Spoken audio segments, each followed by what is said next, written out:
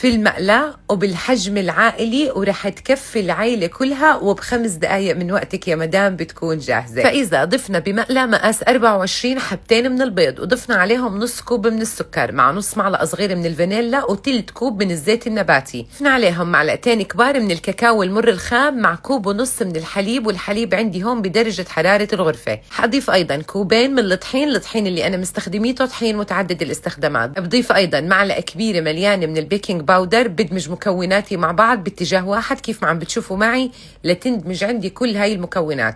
وطبعا لأكد عليكم انه هون الغاز لساته عندي مطفي. اندمجت عندي كل المكونات مع بعض، والمقادير اللي اعطيتك اياها كافيه انها تعمل لك قوام ممتاز 100%، فما تزودي او تضاعفي الكميه. تبعي كليات المقادير وكليات الخطوات اللي عملناها بنفس مقاس المقلاة. رح اغطي المقلاة وعين الغاز المتوسطه ولكن على ادنى درجه حراره، يعني على الشمعه. وبالنسبه لغطايه المقلاة المفروض تكون محكمه الاغلاق، ولو فيها نفس سكري بالقصدير. بخلاط الشاف او اي شيء بيخلط عندك رح اضيف نص كوب من السكر، 3 معالق كبار من الكاكاو المر الخام، ربع معلقة صغيرة من الفانيلا، كوب إلا ربع من الحليب بدرجة حرارة الغرفة أو بارد مش كتير بتفرق. بخلطهم كتير منيح لمدة دقيقتين. بعد هيك رح أضيف تلت كوب من الزيت النباتي، وبكمل خلط لمدة دقيقتين أو 3 ليتكون عندي صوص شوكولاتة، إشي من اللي بيشتهيه قلبكم. ولو حبيتوا القوام يكون معاكم أتقل من هيك أكيد بتقدروا تضاعفوا كمية الزيت النباتي. هون عندي الكيكة بعد ما استوت معي تماما ومرق عليها 30 دقيقة بالضبط، وكيف ما قلت لكم على أدنى درجة حرارة.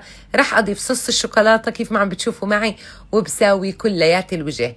وشو بدي أحكي لكم؟ لأحكي لكم على طعمتها اللي بتشهي القلب، ضروري إنكم تجربوها. وأحبائي ننتبه بس المقلى اللي رح نستخدمه يكون غير لاصق، ولو حبيتوا إنكم تعملوا بالمقلاية اللي أصغر من هيك أكيد الطريقة أنا نزلت لكم إياها من أسبوع على الصفحة، بتقدروا تشوفوا الطريقة. اللي حضرناها اليوم بتكفي العيلة كلها وسهلة وبسيطة وما بتاخد معاكم وقت بالتحضير، يا دوبك 5 دقايق. زينت أنا بشوي من الشوكولات شيبس. أكيد بتقدري إنك تزينيها بالجوز الهند، بالفستق الحلبي المتوفر عندك، وهي أساسا مش معتازة أبدا.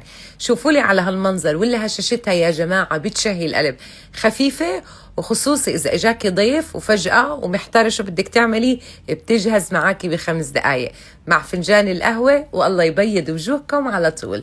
أحبائي ألف صحة وعافية مقدما.